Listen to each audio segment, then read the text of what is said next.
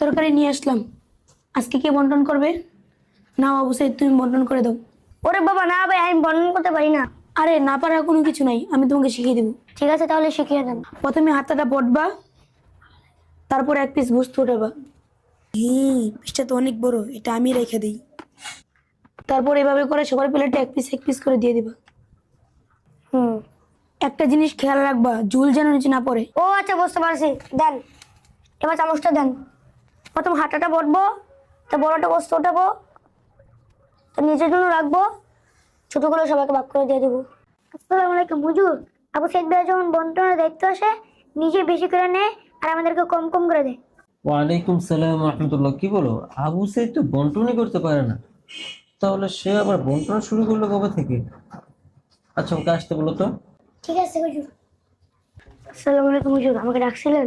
হ্যাঁ, ডাকছিলাম তো। তুমি নাকি বন্টন